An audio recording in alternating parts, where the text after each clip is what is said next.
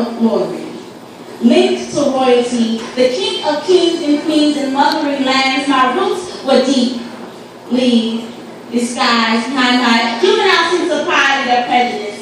So before I was even old enough to be considered a little woman, I developed the need to relax. Became an addict of creamy crack in an attempt to attract the acceptable roof in which I did not fit because my roots were thick. Like thighs and hips attached to bodies, attached to ships in the middle passage, and in passing, I failed to see that wanting to deny the slave in my genes turned me into a slave to weed and flat ironing.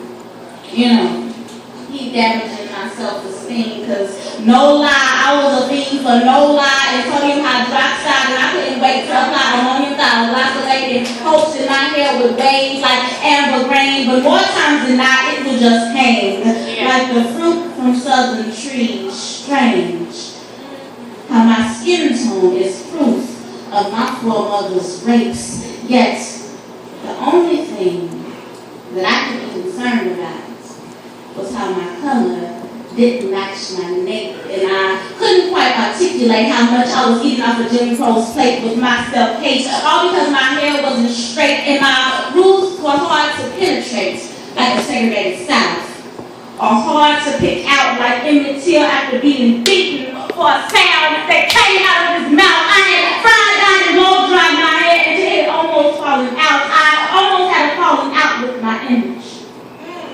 I couldn't stare in the mirror if I saw one little kink.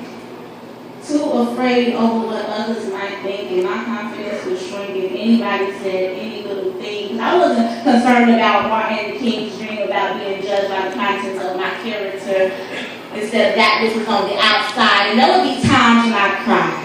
And there would be times when I stressed, paused my whole life over the condition of my trust, and I had it with this mess. So on January 3rd, I made a decision never to go back. Grabbed my shears and gave my strand a hack, time travel like a clack until I could feel my roots deep, thick, and ancient as artifacts.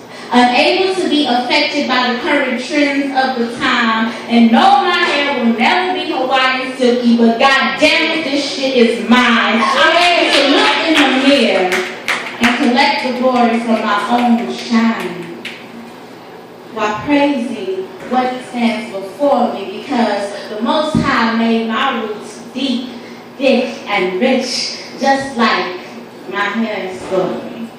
That's it.